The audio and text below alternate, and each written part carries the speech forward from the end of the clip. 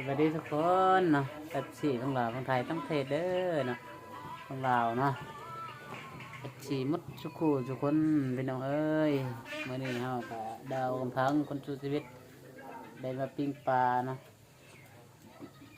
เมื่อคืนนี้ครับไปการแต่ว่าเราไม่ได้ถ่ายคลิปตอนไปการก็เลยปิ้งถ่ายต่อตอนแต่ว่าเราปิ้งเอาเนาะไปปลาก็ประมาณนี้แหละเนาะ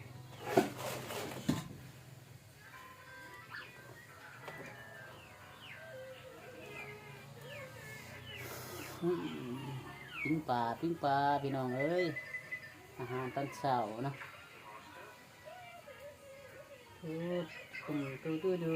ดิวเนาะอาหารดิวตอนเช้าโอ้ฮ้อนปิ้งปลาปิ้งขาอร่อยมากๆแซ่บๆเด้อพี่น้องเด้อ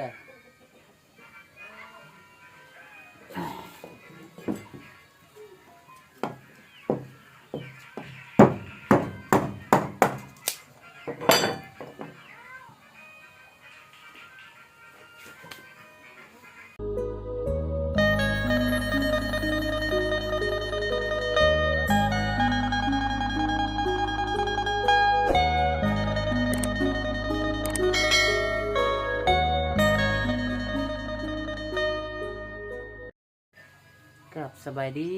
และสวัสดีเด้อพี่น้องเนาะฝั่งลาวฝั่งไทยต่างประเทศพี่น้องเอ้ยหมู่เพื่อนหมดทุกคนว่าอยู่ไสเนาะก็หมู่คู่ที่เคยเห็นนำกันเนาะเป็นจังไดแต่ละคนสบายดีบ่หมู่คู่นั่งที่เรียนอยู่มส.ชนเผ่า10 คนเนาะมส.ชนเผ่าสวรรค์เนาะแล้ว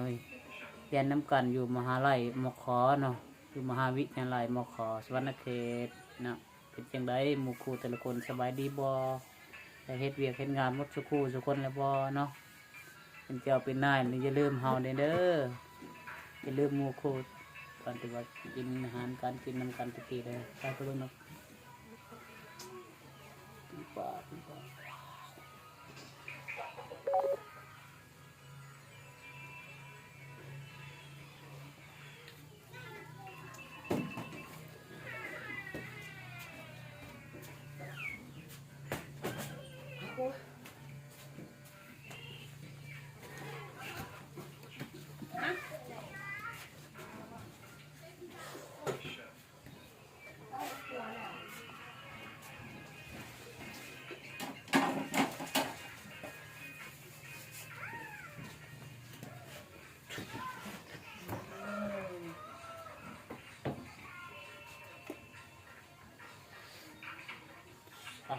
เหยียบเอาแต่ละมือเหยียบเอาแต่ละมือเด้อปิ้งหมดเลยยัง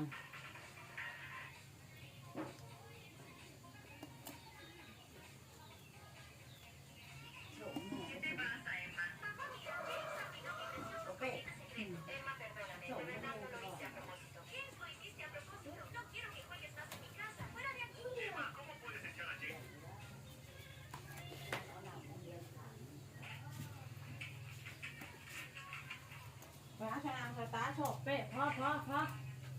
ห้องเรียนจะได้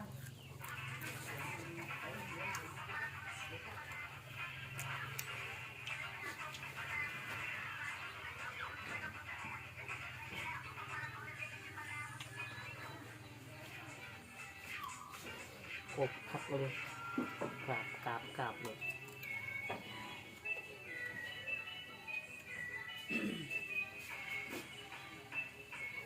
ตัวนี้ยังบ่อยากพักยังบ่หาย เนี่ยโม่ยังท้องคำเชื่อเหี่ยวมันมีอะไรสิเรื่องเด็กหน่อยนะมันเป็นเรื่องปกติของเด็กหน่อยเรียกเขาแล้วนะเหี่ยวแล้ว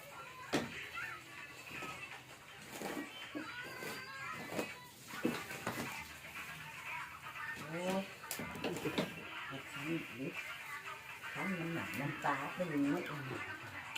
แล้วอันนี้ต้นนี้เขาถือป่ะ เอาไม่คมอีกพัน ใส่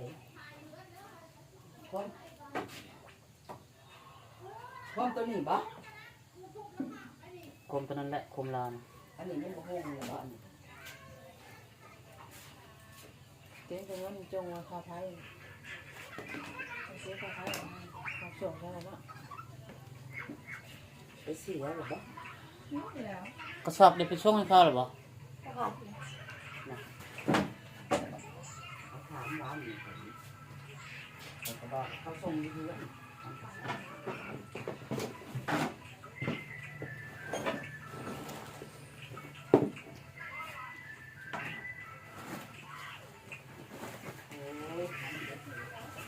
อันนี้อันนี้แล้วอันนี้ก็ต้องหอมปลา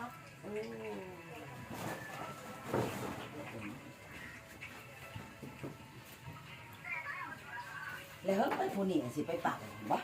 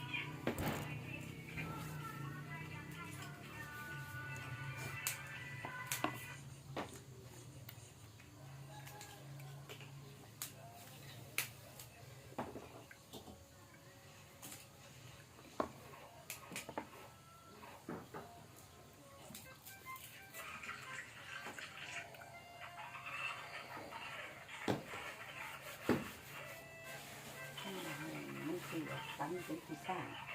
เลยตอนเลยเป็นตั้งนี่แหละเป็นซุปโอ้ยเหลือละปุกก่อน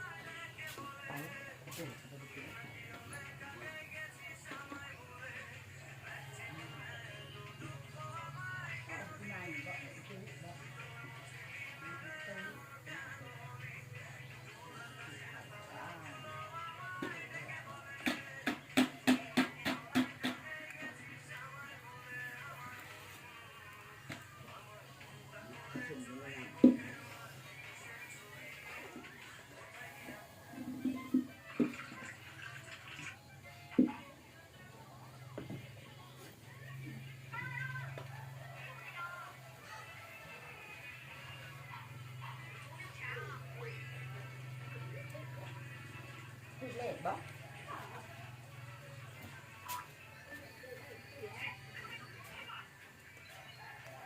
ท่อ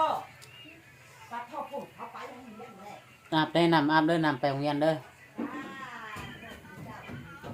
อาบน้ำก่อนอาบน้ำก่อนน้ำนึ่งเครื่องไปโรงเรียนได้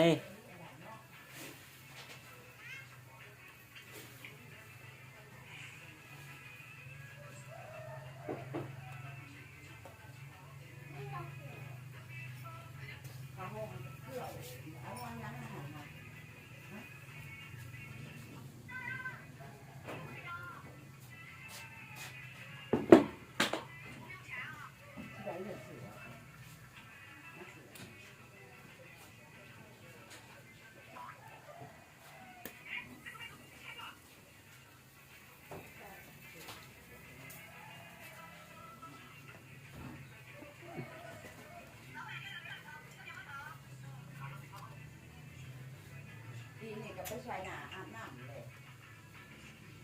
อาบน้ำสะหัวเด้อนางเจ้าเด้อแม่จะซื้อยาสะหัวมากินปลาแต่ละมือกินก่อนที่ไปโรงเรียน มาเก็บให้ข่อยเลย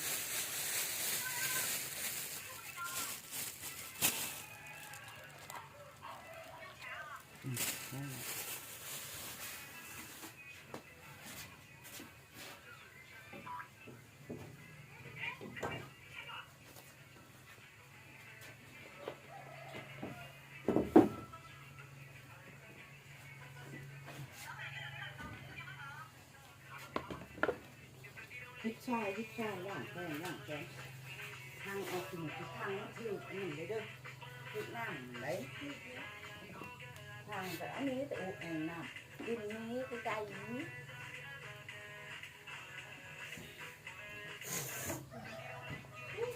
เอาหนีก็เป็นไปเลยดูเนาะ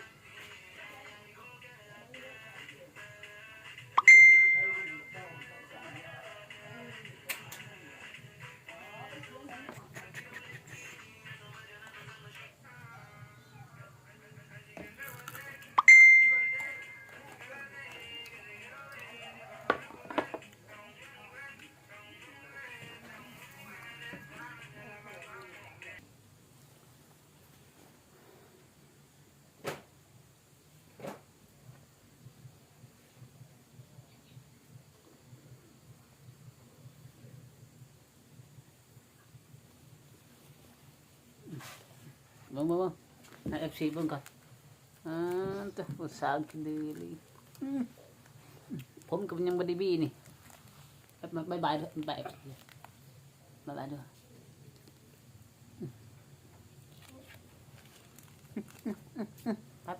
ไปคนกินเด้อหั่น